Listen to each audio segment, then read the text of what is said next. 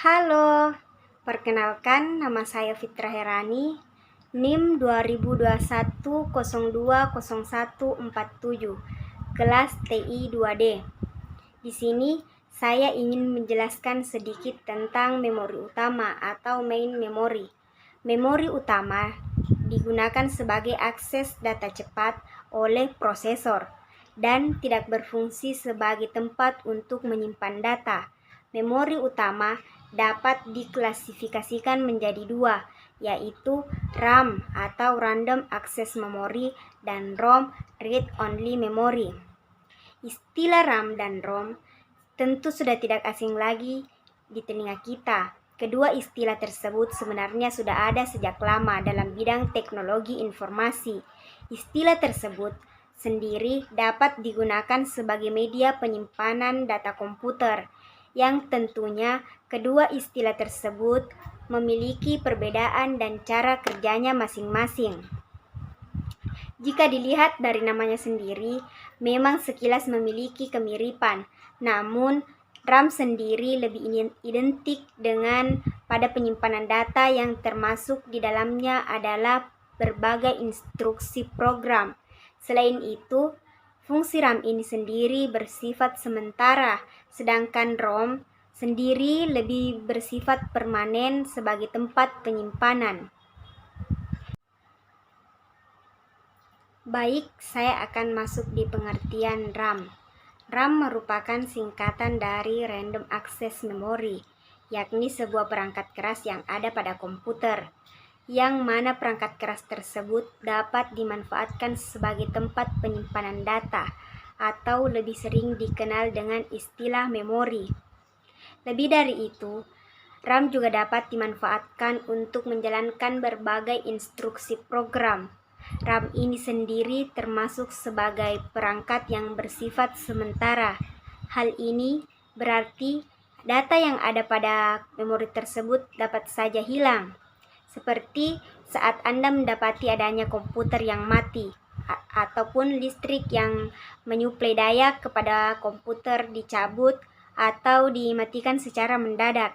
Untuk besaran RAM sendiri umumnya dapat bergantung pada tingkat loading pada komputer. Hal ini berarti apabila semakin cepat proses yang dilakukan sebuah komputer, tentu semakin besar pula penyimpanan data pada komputer tersebut. Hal ini dapat dilihat saat membuka program, menjalankan program, dan lain sebagainya. Selanjutnya pengertian ROM atau Read Only Memory, berarti tempat penyimpanan data yang memiliki sifat permanen. Berbeda sedikit dengan RAM. ROM dalam sebuah perangkat komputer dapat menyimpan data dengan permanen. Dengan begitu, Anda tidak akan kehilangan data tersebut meskipun komputer mengalami mati secara mendadak. ROM sendiri memiliki bentuk yang mirip dengan chip memori semikonduktor, yang mana setiap isi data yang sudah tersimpan tersebut tidak akan mudah hilang atau berubah. Meskipun saat itu perangkat komputer mendadak mati, akan tetapi untuk menyimpan sebuah data pada ROM tersebut dapat dikatakan tidak mudah.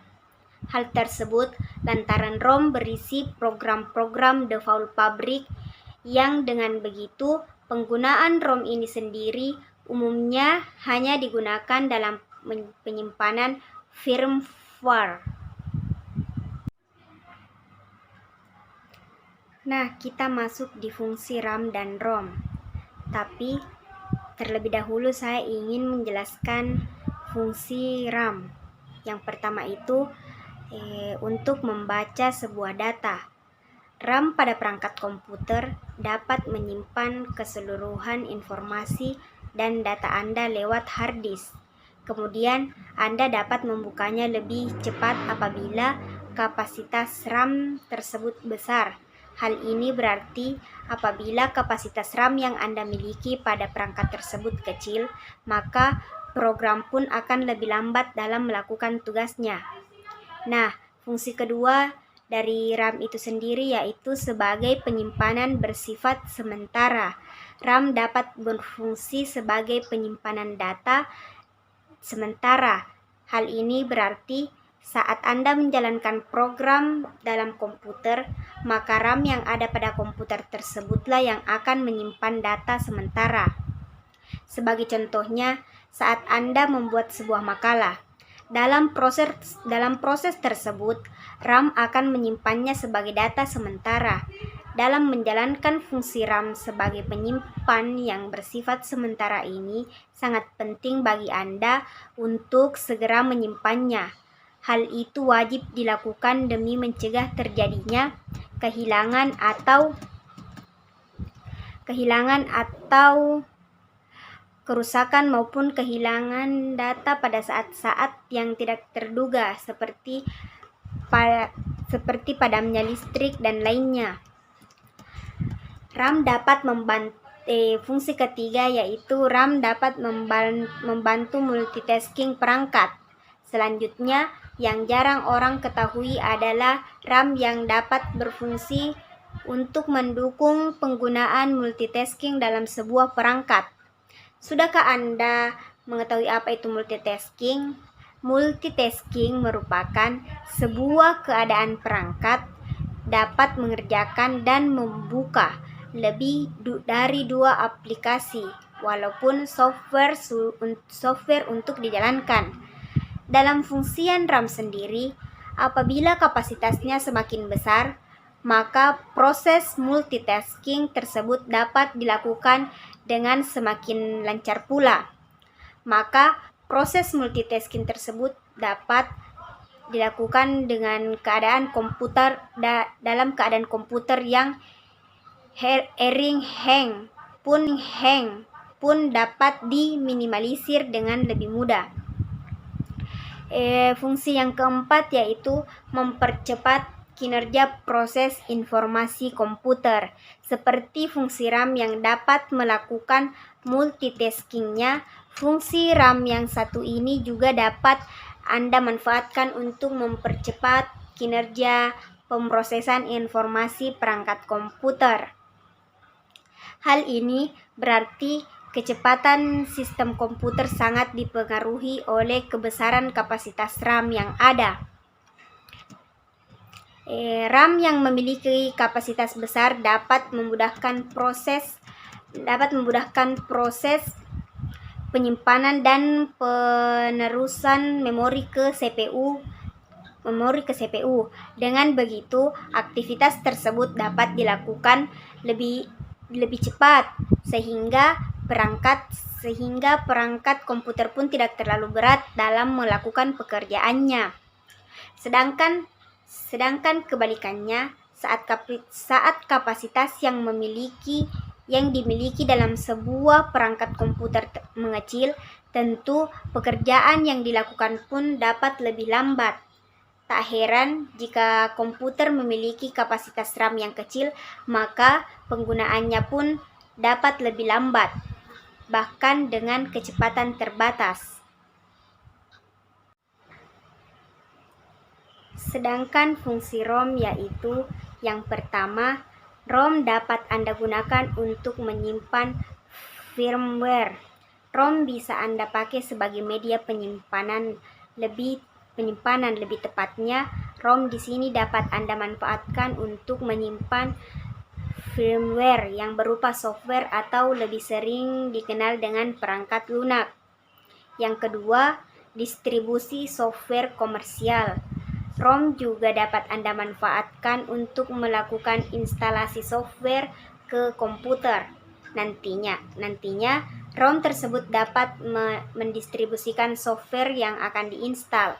Dengan begitu, penyimpanan software pun akan lebih awet dibandingkan dengan media lainnya. Yang ketiga, menyimpan dengan keamanan tinggi. Terakhir, ROM dapat Anda gunakan sebagai media penyimpanan dengan keamanan tinggi.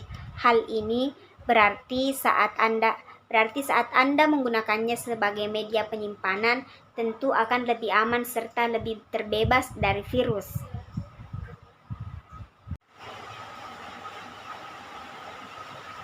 Nah, selanjutnya kita akan bahas jenis-jenis RAM dan ROM. Tapi yang pertama kali kita bahas yaitu jenis RAM. Yang pertama, Dynamic RAM atau DRAM. Dynamic RAM merupakan jenis RAM yang disegarkan atau direfresh oleh CPU atau Central Processing Unit dengan secara berkala supaya data yang terdapat di dalamnya tidak hilang. Yang kedua, SDRAM atau SDRAM, Synchronous Dynamic Random Access Memory, merupakan RAM lanjutan dari DRAM namun sudah mengalami sinkronisasi oleh clock system. Umumnya, si DRAM ini lebih cepat dibandingkan DRAM.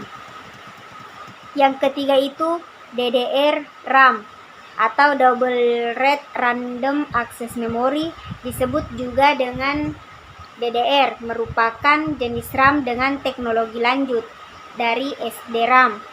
DDR-RAM juga ini mempunyai generasi terbaru, yaitu DDR2 dan DDR3, dan kemungkinan di kemudian hari akan terus berlanjut. Yang keempat, RDR-RAM.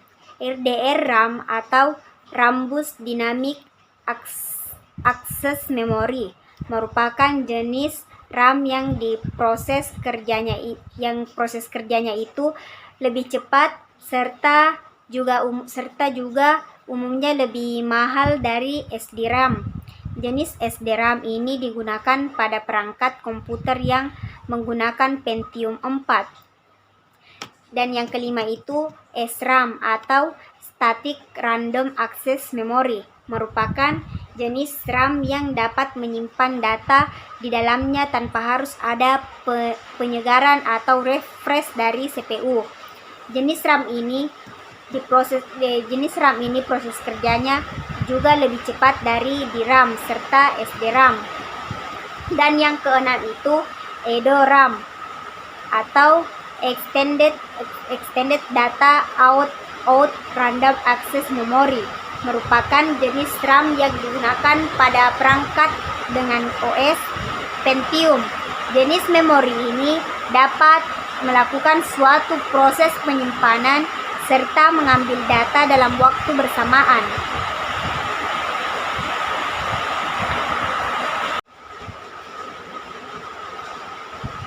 Sedangkan jenis-jenis ROM, karena sifatnya itu yang tidak mudah berubah serta tidak juga mudah hilang seperti yang dijelaskan dalam pengertian ROM atau Read Only Memory, maka sistem penyimpanan di ROM saat ini sering dijadikan sebagai alternatif perusahaan untuk menyimpan dokumen rahasia atau juga dokumen penting.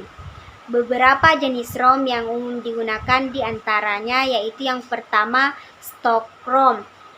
Jenis ROM yang merupakan bawaan dari sistem operasi atau dalam bentuk default serta juga belum mendapatkan modifikasi. Stock ROM ini berisi fungsi sebagai tampilan yang masih standar pabrik serta belum banyak mengalami perubahan dari pengembang. Biasanya jenis ROM ini ditemukan pada perangkat Apple iOS serta Palm Web OS. Yang kedua, custom ROM. Untuk jenis ROM satu ini sangat cocok untuk menyimpan data-data penting perusahaan, disebabkan karena sifatnya yang dapat dikustomisasi atau juga dimodifikasi sendiri. Custom ROM ini memang sering digunakan oleh pengembang independen yang hobi dalam mengotak-atik perangkat komputer. Custom ROM ini dikembangkan dengan secara langsung dari Google beserta OS yang dimilikinya, yang juga banyak dijumpai pada perangkat Android. Yang ketiga itu manufacturer atau carrier stock ROM. Jenis yang ketiga ini dapat disebut dengan sebutan carrier stock ROM, yang mana sudah mendapatkan perubahan dari pabrik atau juga operator jaringan. Perubahan pada ROM seperti ini bertujuan untuk dapat memberikan penambahan custom pada aplikasi, sehingga jenis ROM ini jarang ditemukan pada perangkat PC, serta sebaliknya lebih sering diaplikasikan pada perangkat Android. Nah, yang terakhir kita bahas cara kerja RAM dan ROM. Yang pertama itu cara kerja RAM. Perintah ditampung di perangkat prosesor. Selanjutnya, RAM sebagai penyedia data membantu prosesor, kemudian RAM akan langsung terhubung kepada perangkat CPU. CPU memproses dan menyimpan semua data atau instruksi di layar monitor. Kemudian instruksi dari data ini tersimpan secara sementara di dalam RAM. Sedangkan cara kerja ROM yaitu pengguna komputer memasukkan semua program default ke dalam chip memori ROM, serta ROM secara otomatis menyimpan program secara permanen dan tidak dapat dihapus menjadi output device. Sebagai pengetahuan, ROM tidak bisa diutak-atik karena pengisian ROM hanya sekali selama pemakaian. Itulah materi yang dapat saya sampaikan, lebih dan kurangnya mohon dimaafkan. Wabillahi taufiq wal hidayah. Wassalamualaikum warahmatullahi wabarakatuh.